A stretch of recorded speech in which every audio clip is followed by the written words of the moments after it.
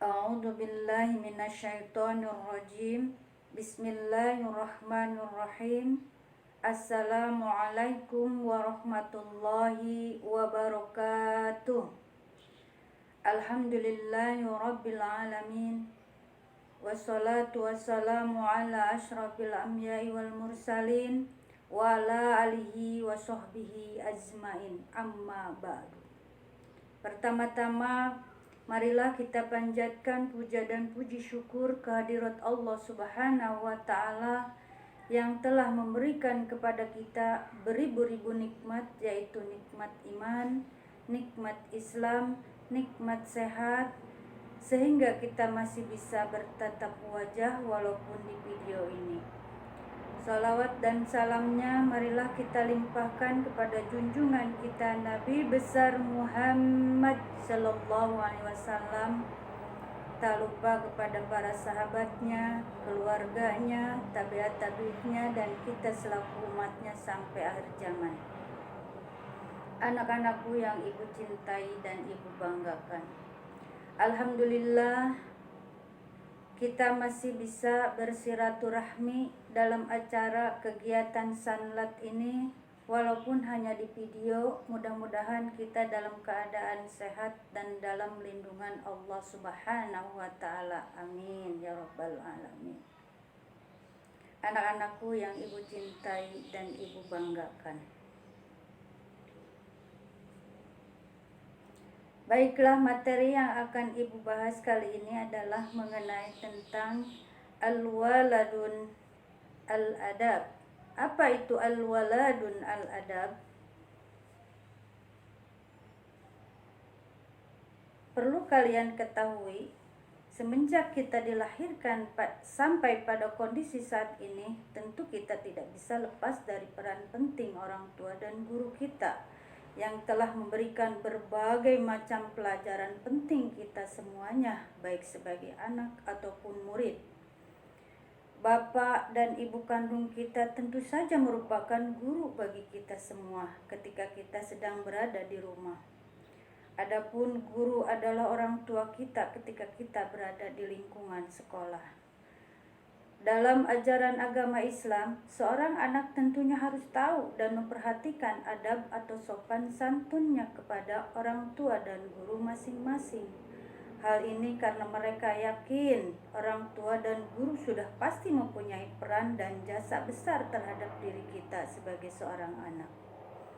Dari sinilah kita akan sedikit belajar tentang bagaimana adab kita sebagai seorang anak ataupun siswa terhadap orang tua dan guru kita, baik itu ketika di rumah ataupun ketika di sekolah. Anak-anakku yang ibu cintai dan ibu banggakan, sebelum ibu menyampaikan tentang adab kepada orang tua, terlebih dahulu kalian harus tahu bagaimana pengertian adab terhadap orang tua. Yang pertama adalah kita akan bahas mengenai pengertian adab kepada orang tua. Sebelumnya, mari kita bahas terlebih dahulu apa arti adab ini. Kata adab dalam Kamus Besar Bahasa Indonesia mempunyai arti, diantaranya yang pertama adalah satu, kehalusan, yang kedua kesopanan, yang ketiga akhlak atau bisa juga disebut budi pekerti. Lalu siapakah yang dimaksud dengan orang tua itu? Orang tua adalah bapak atau ibu yang menjadi peranan adanya diri kita di dunia ini. Seorang ibu tentu saja melahirkan seorang anak, tidak lepas dari peran seorang ayah.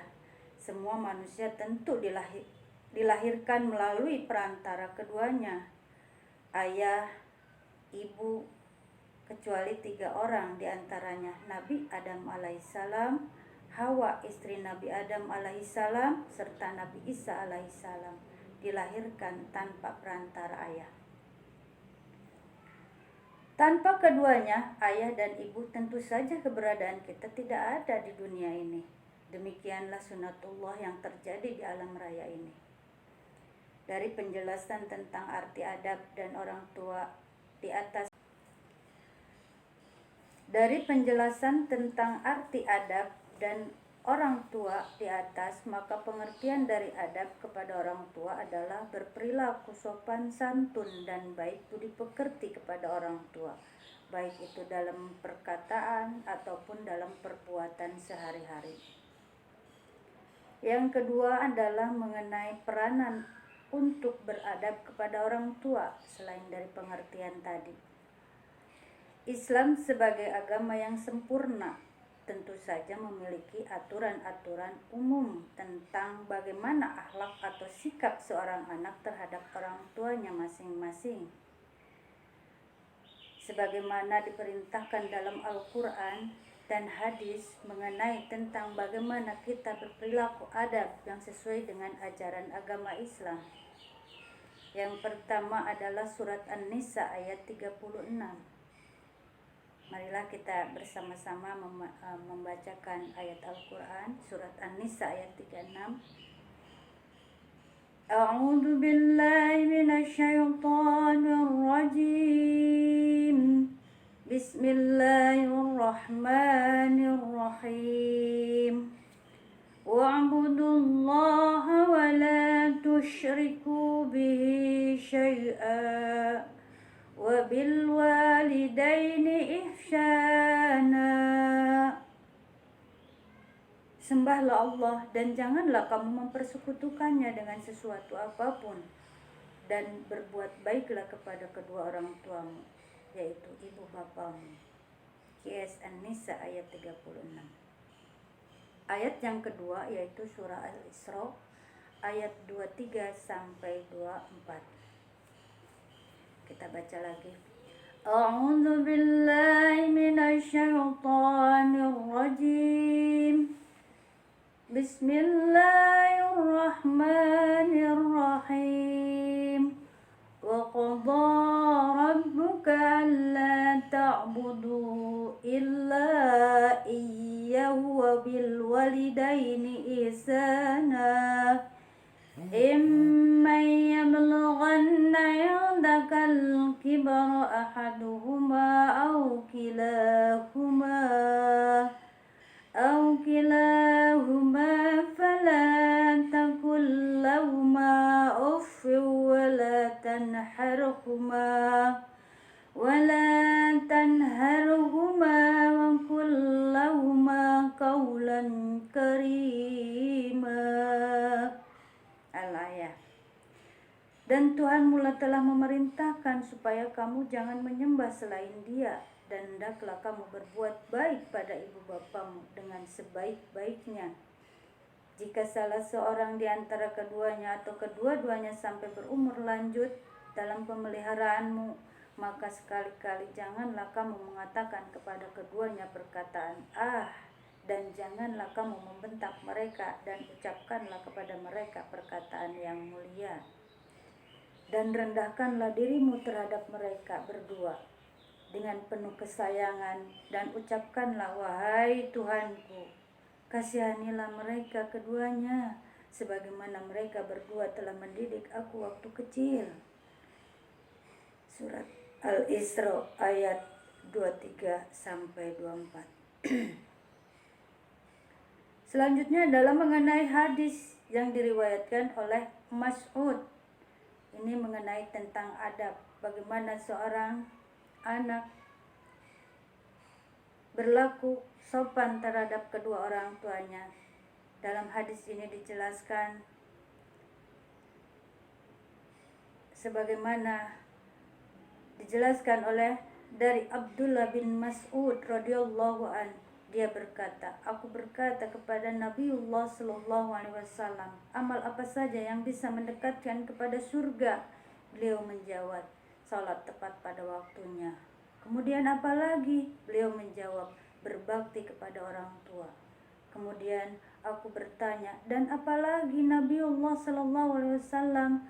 Beliau menjawab, jihad di jalan Allah Subhanahu wa taala. Hadis diriwayatkan oleh Muslim. Dari keterangan hadis di atas, berbakti, beradab kepada orang tua menempati urutan yang kedua. Adapun urutan yang pertama adalah Adapun urutan yang pertama adalah menjalankan ibadah sholat atau menyembah pada Allah Subhanahu wa Ta'ala. Hal ini membuktikan bahwa betapa penting dan mulianya akan beradab kepada orang tua tersebut. Selanjutnya, anak-anakku yang ibu cintai dan ibu banggakan. Selanjutnya adalah mengenai macam-macam adab kepada orang tua. Jika melihat firman Allah Subhanahu wa Ta'ala dalam surat Al-Isra ayat 23 dan 24 di atas, ada berbagai macam bentuk bagaimana adab seorang anak kepada orang tuanya. Antara lain adalah sebagai berikut. Yang pertama, dilarang untuk berkata ah atau cis kepada kedua orang tua kita masing-masing. Yang kedua adalah larangan untuk berkata kasar atau membentak kepada kedua orang tua. Yang ketiga, ketika berbicara kepada orang tua, hendaklah dengan perkataan yang sopan dan santun dan lemah lembut terhadap kedua orang tua. Yang keempat, merendahkan diri di hadapan orang tua, ibu bapak dengan landasan sifat kasih dan sayangnya. Yang kelima, senantiasa mendoakan kedua orang tua sebagaimana berikut ini. Wahai Rabbku, kasihanilah kedua orang tuaku sebagaimana mereka telah menyayangiku dan mendidikku semenjak aku masih kecil. Anak-anakku yang dirahmati Allah Subhanahu wa Ta'ala, belajar dengan giat dan tekunlah agar mendapatkan ilmu dan untuk berprestasi yang bermanfaat untuk menuju masa depan kalian. Anak-anakku yang ibu cintai dan ibu banggakan, kita melanjutkan ke simulasi atau mengamalkan adab kepada orang tua. Menyimulasikan atau mengamalkan adab kepada orang tua atau melatih teori mengenai adab kepada orang tua ini dapat kita praktekkan di rumah, di sekolah kita sendiri. Mempraktekkan adab kepada orang tua ini ketika sedang berada di sekolah dapat dilakukan dengan cara yang pertama adalah menjaga nama baik diri kita dengan menjadi siswa yang baik, tekun dan giat belajar, patuh pada peraturan sekolah. Hal ini sangatlah diperlukan karena baik buruknya kita menjadi siswa di sekolah, kita juga membawa nama baik orang tua kita. Yang kedua, berusaha terus-menerus selalu beristiqomah dalam menjaga nama baik diri sendiri dan orang tua. Di antaranya dengan meninggalkan segala sesuatu yang buruk dan tidaklah tindakan negatif yang dapat mencemarkan nama baik diri dan orang tua kita.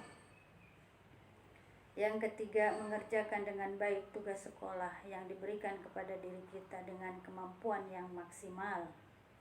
Yang keempat, berdisiplin dalam berbagai hal sehingga menciptakan situasi dan kondisi yang positif, baik ketika ada di rumah maupun dalam lingkungan sekolah.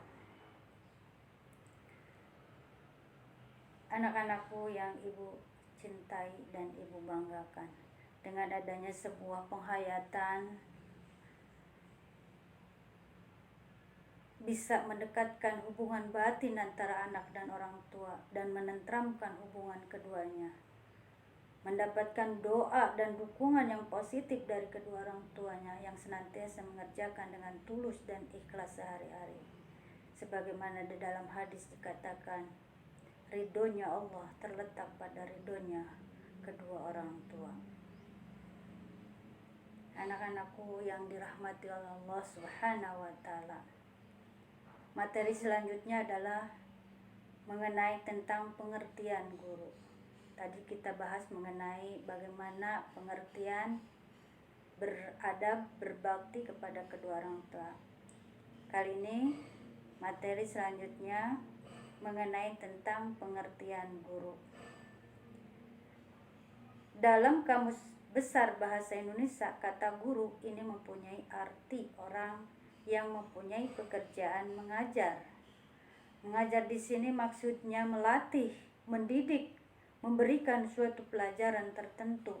Misalnya, Misalnya saja orang yang memberikan pelajaran latihan mata pelajaran matematika, maka orang tersebut mempunyai status guru matematika.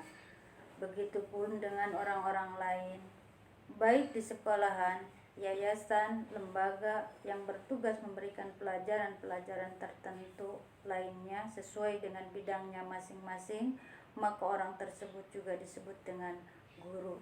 Misalnya di sini guru IPA, guru IPS, guru agama, dan lain sebagainya. Dengan memahami arti guru di atas, maka sesama teman kita pun bisa menjadi guru kepada teman yang lainnya. Selama teman tersebut mampu menguasai materi yang menjadi favoritnya dalam kehidupan bermasyarakat. Orang tua yang pandai dan cakap tentu menjadi guru bagi mereka yang masih muda. Tetapi dalam perkembangan zaman ataupun ilmu pengetahuan yang baru, seperti contohnya komputer misalnya, generasi muda tentu saja lebih menguasai dan terampil dan bisa menjadi guru dan mengajarkan ilmu pengetahuan yang baru tersebut kepada mereka yang umurnya lebih tua. Meskipun tidak memandang umur baik muda ataupun tua, menjadi seorang guru haruslah dengan mengetahui dan mendalami ilmu yang diajarkannya. Selain itu juga harus mampu mendidik, melatih juga, harus mampu memberikan contoh yang baik bagi siapa saja yang ada di sekitarnya, khususnya kepada para siswa-siswanya, karena guru-guru tidak lain adalah orang tua kita ketika kita berada di sekolah. Adab kepada guru, murid sebagai siswa atau sebagai murid, anak yang sedang bersekolah atau belajar tentu sangat membutuhkan peran guru. Guru sangatlah besar jasa dan pengorbanannya. Oleh karena itu, sudah sepantasnya jika guru mempunyai sebutan yang kita kenal dengan pahlawan tanpa tanda jasa. Dari sinilah seorang murid ataupun siswa harus mempunyai adab atau tata krama yang baik kepada gurunya. Ketika murid atau siswa sadar akan adab kepada gurunya, tentu harus diberlakukan kepada semua guru. Artinya, bagi guru-guru itu masih aktif mengajar atau guru-gurunya yang sudah pensiun karena fokus faktor usia juga terhadap guru-gurunya terdahulu atau guru-gurunya yang saat ini. Adab kepada guru ini diantaranya mematuhi dan mentaati perintah-perintah guru yang baik dan benar secara tulus dan ikhlas, tentunya ini untuk kebaikan murid itu sendiri.